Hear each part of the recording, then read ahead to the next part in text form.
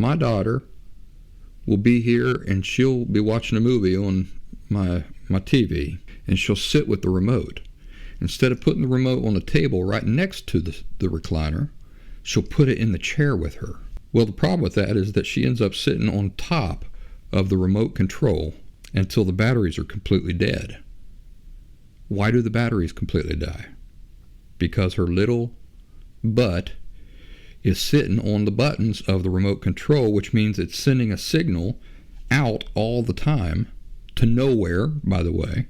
It's just a signal that's blasting off into outer space somewhere forever and ever, I reckon. I'm imagining some alien in the Andromeda galaxy one day, just maybe 2 billion years from now, cursing to himself as his TV suddenly starts changing channels inexplicably in the middle of a hockey game. And it's probably going to be coming from my remote control 2 billion years earlier.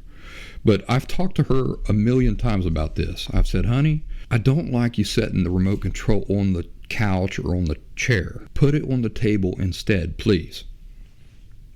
Okay, she says. Then I walk in later, and there's the remote control jammed down into the recliner, smushed down into the recliner. But here's the question I wanted to ask you. How often, when giving your kids a direct order that you have a right to give, and you've had the conversation with them 9 million times, they still not getting it right, how often, when you're giving them that direct order, do you include please and thank you? So, for example, my daughter knows that I hate having things under my feet when I'm trying to move around, like her toys, for example, a bunch of junk around my feet. And my daughter, she is, I've never seen anything like it. My floor space can be perfectly clean and clear.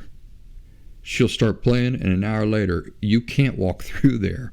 I've seen Dave Chappelle slip in some commentary about that happening in his life, and it's just infuriating. So she knows it very well. We've discussed it many times, and I don't feel at this point like I have to be too very awful sweet about it when she junks up the floor with toys, just leaves them there, and then I come along. I feel pretty justified and righteous in my calling her to the room and telling her to pick them up lickety-split. And she'll have to do it whether I include please and thank you or not.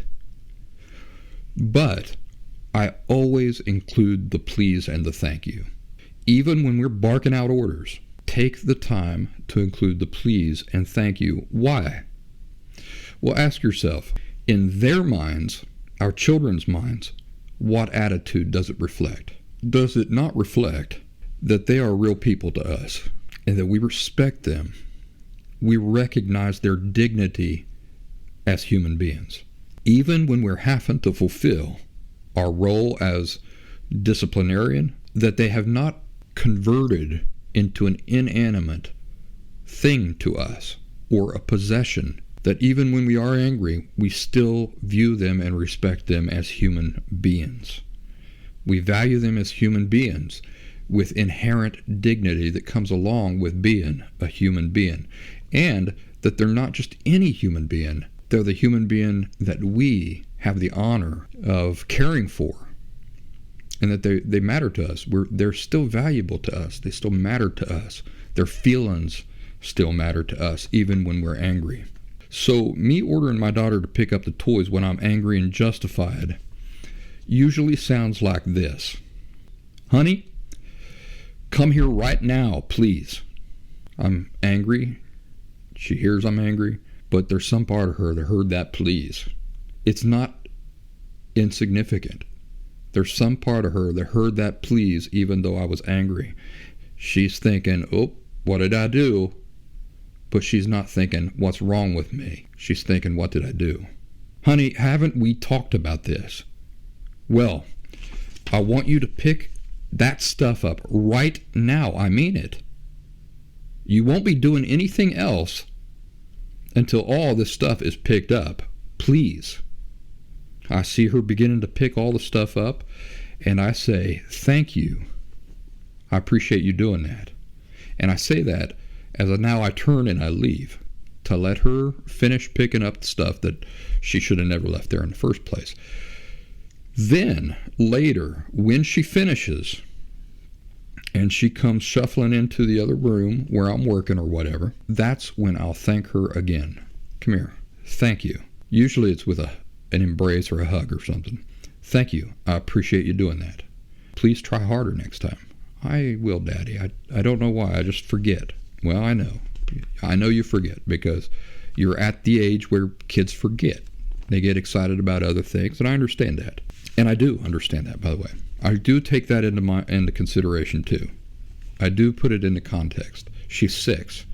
Did I do any better when I was 6? Nope, I didn't.